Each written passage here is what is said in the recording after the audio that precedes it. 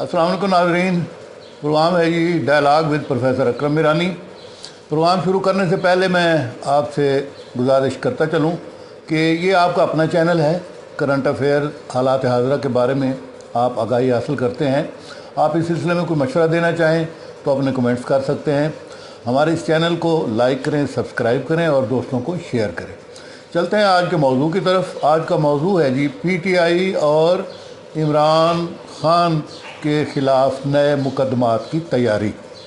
जी professor साहब, ये बदकिस्मती की बात है डॉक्टर साहब के पाकिस्तान में जो सियासी पोलराइजेशन है उसमें मुसलसल इजाफा हो रहा है। हम अपने साबका भी कई प्रोग्राम्स में ये कह चुके हैं कि ये चीज़ किसी के मफाद में नहीं है। ये सियासत के मफाद में भी नहीं है, इस्टेब्लिशमेंट के मफाद में भी नहीं है और मुल्क के मफाद में भी, अवाम के भी मफाद में, अवाम के मफाद में भी नहीं है। सो अगर सबके मफाद में नहीं है तो ऐसी चीज़ को तो रोकने की कोशिश करनी चाहिए। लेकिन अलमिया ये है कि दो बड़ी पार्टियां, चाहे मुस्लिम लीग हो या PTI हो, उन्हें इस चीज़ की कोई परवाह नहीं है।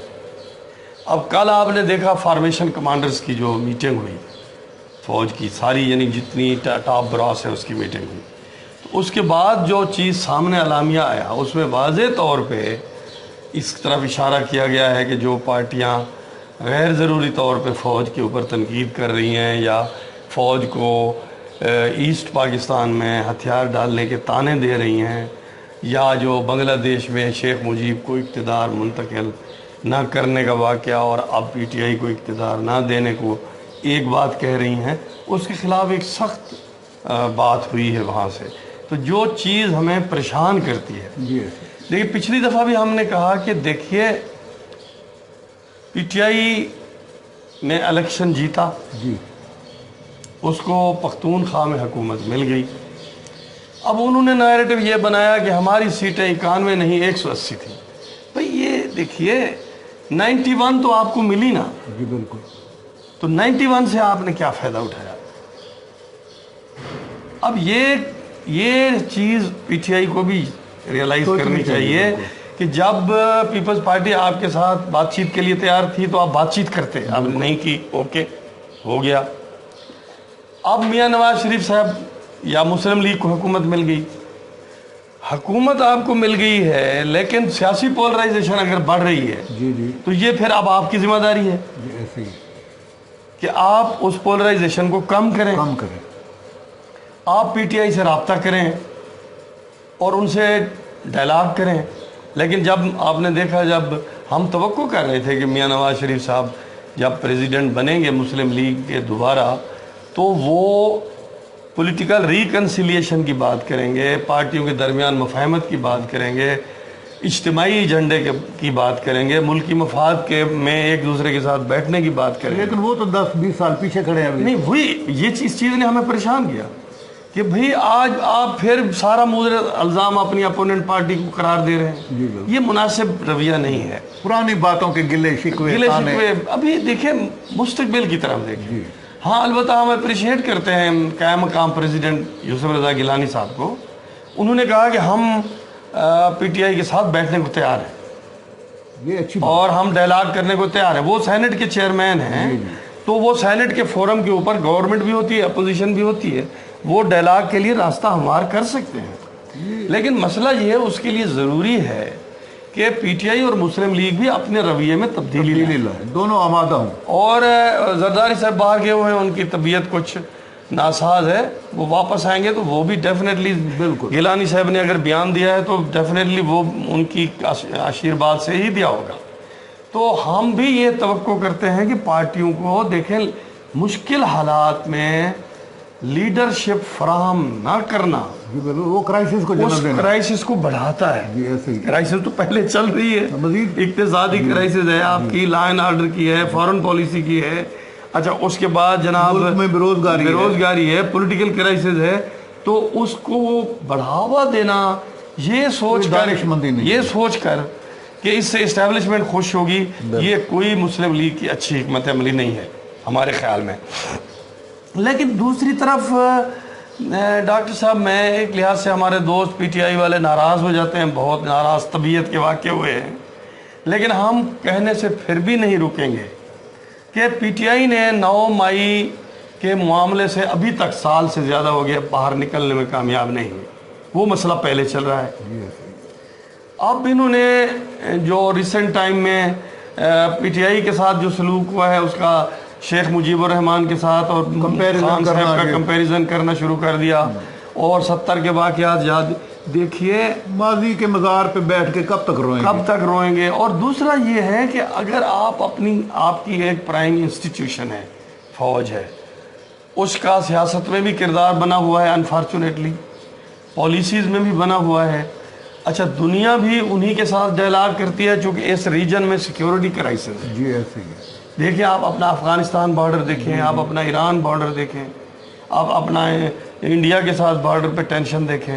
تو اگر سیکیورٹی کے ایشوز بھی ہیں تو اگر آپ اتنا ہیڈ آن کولیجن جائیں گے تو اس کا معنی یہ ہے کہ آپ تو کولیپس کی طرف جائیں، راستہ نہیں نکالنا چاہتے۔ آپ چاہتے ہیں کہ آپ فوج کے اوپر اتنا دباؤ بڑھائیں کہ وہ فوج ہی آ جائے خود۔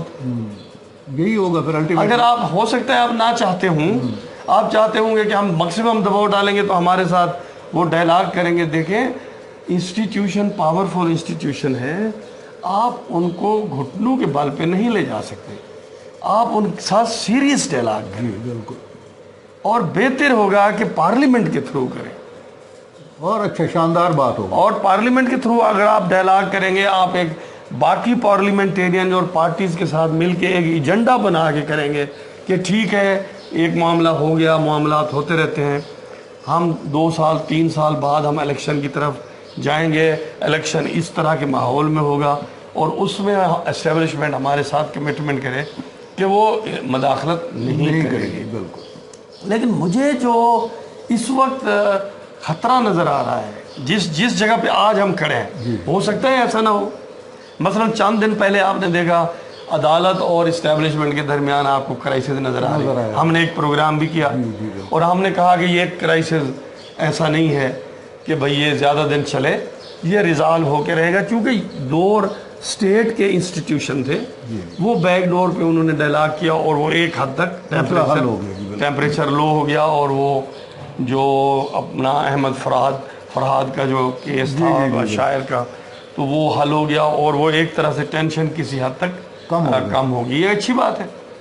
تو اب بھی یہ جو پیک بنتی جا رہی ہے اسٹیبلشمنٹ اور پی ٹی آئی کے درمیان، یا عمران خان صاحب جس طرح اس کو بڑھا رہے ہیں، اور اس کے باہر بیٹھے ہوئے جو ساتھی ہیں وہ اس کو نئی ایکسٹریم پہ لے جا رہے ہیں، تو ہماری تو یہ التجا ہوگی کہ یہ چیز کبھی بھی ڈیلیور نہیں کرے گی۔ جتنا آپ غیر ضروری دباؤ بڑھائیں گے، دوسری طرف سے بھی ریپلشن آئے گی، اور خدشے کا اظہار کیا جا رہا ہے، میڈیا میں یہ بات آ رہی ہے کہ 9 مئی کے حوالے سے عمران خان صاحب کے اوپر بھی مقدمات قائم ہونے جا رہے ہیں، اور مقدمات اس نوعیت کے قائم کیے جا رہے ہیں کہ شاید وہ فوجی ٹرائل کی طرف بھی چلے جائیں۔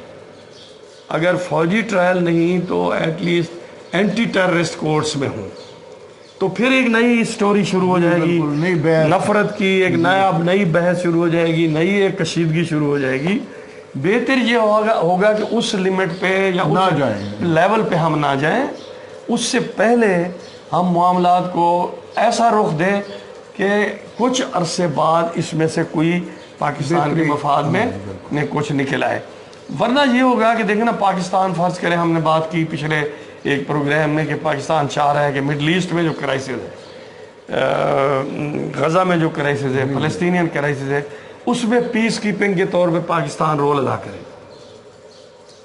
وہ ہو سکتا ہے کہ اس کو اسرائیل اور اپنا ایران اور عرب ممالک سارے قبول کر لیں۔ اگر ہم پاکستان میں ہم لوگ متفق نہیں ہوں گے تو ہم تو خود ہی برا بھلا کہنا شروع ہو جائیں گے، تو وہ پھر آپ کیا کردار ادا کریں گے؟ اسی طرح پاکستان کے جو اقتصادی حالات ہیں، پاکستان مختلف بحران کروشل ڈائلاگ کر رہا ہے چائنا کے ساتھ، چونکہ آپ کو یاد ہوگا ہم نے بات کی تھی کہ چائنا کا قرضہ پاکستان کے اوپر بہت زیادہ ہے، اور پاکستان کا اس 27-28 ارب ڈالر جو قرضہ ہے اس میں 21 ارب ڈالر کے قریب پاور سٹیشن لگے ہیں، جن کی عام طور پہ بات ہوتی رہتی ہے کہ کیپیسٹی پیمنٹ ہے یہ وہ، ان میں سے زیادہ تر ہم نے چائنا سے لیے ہیں۔ تو وہاں چائنیز بھی بینک اور کمپنیاں ہیں، ادھر پاکستان کے بزنس مین ہیں۔ اب یہ آپ نے کیپیسٹی سے زیادہ لگا لیے۔ اب آپ سوچ رہے تھے کہ آپ انڈسٹریلی آگے بڑھیں گے، ترقی کریں گے اور بجلی کی ضرورت پیش آئے گی، ترقی آپ نے کی نہیں کیونکہ آپ آپس میں لڑ پڑے۔ لڑنے کا نتیجہ یہ ہوا کہ اب آپ ان سب کارخانوں کو چلا نہیں سکتے، بجلی کی ڈیمانڈ نہیں ہے، اور اگر ان کو بند بھی رکھتے ہیں تو آپ کو پیمنٹ کرنی پڑتی ہے۔ ایک مسلسل بحران، تو مسلسل یعنی اگر ہم یہی پالیسی اپنائیں گے ایک دوسرے کے خلاف مقدمے بازی کی، اب آپ دیکھیے کل یا پچھلی کل آپ نے دیکھا کہ عدالت میں کیا ہوا۔ جی بالکل، جو عدت کے حوالے سے جو کیس چل رہا تھا، وہ جی بالکل، وہ اپنا مانیکا صاحب اور ووکولا نے ہاتھا پائی ہوئی۔ جی بالکل، بھئی عدالت ہے، احترام اس ضروری میں ہے۔ ایک کیس چل رہا ہے، اگر آپ کو جو کوئی بیان دے رہا ہے وہاں ملزم ہے یا جو مقدمہ کرانے والا ہے یا کوئی گواہ ہے، اگر وہ کوئی غلط بات کر بھی رہا ہے تو عدالت جانے وہ جانے، آپ اسے سلیقے سے روکیں۔ جی بالکل، آپ کا نقصان ہوا، اس لڑائی کا کیا ہوا کہ جج صاحبہ جو تھی انہوں نے لکھ کے دے دیا کہ میں اس مقدمے کو سنتی نہیں، کہ جب میرے سامنے ایسی باتیں ہیں، اور اس کے بعد عدالت سے باہر نکلے تو جناب ایک گتم گتہ ہو گیا۔ بھائی یہ تو بہت عجیب سی پکچر ہے، اس پکچر سے بچیں۔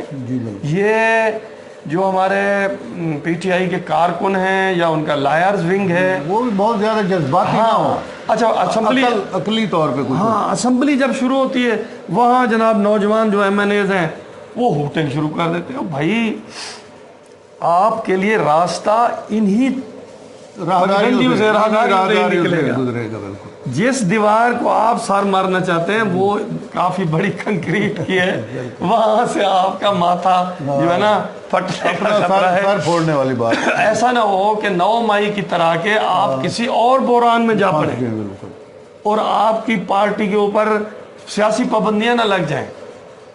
ایسی اس راستے پہ نہ جائیں۔ اور جس طرح کہ آپ دیکھیں اسٹیبلشمنٹ کی طرف سے پریشر آ رہا ہے حکومت کے اوپر کہ آپ قوانین بنائیں میڈیا کو کنٹرول کرنے کے، سوشل میڈیا کو کنٹرول کرنے کے۔ اب اگر آپ سوشل میڈیا کا اتنا سخت استعمال کریں گے تو ایسا تو ہوگا بالکل۔ تو ہماری التجا ہے مسلم لیگ سے اور پی ٹی آئی سے، باقی سیاسی جماعتوں کہ آپ لوگ بیٹھیں، پریزیڈنٹ سے آپ کہیں وہ ایک کردار ادا کریں اور سیاست کو آگے لے کے چلیں، آگے بڑھیں، اور اس سے ہمارے ملک میں بھی پیسفل ماحول بنے گا اور جو بحران ہیں ان کو حل کرنے کی طرف ہم کوئی قدم بڑھا سکیں۔ جی اسی کے ساتھ ہی ناظرین ہمارے آج کے سیگمنٹ کا وقت ختم ہوتا ہے، اجازت دیجیے، اللہ حافظ۔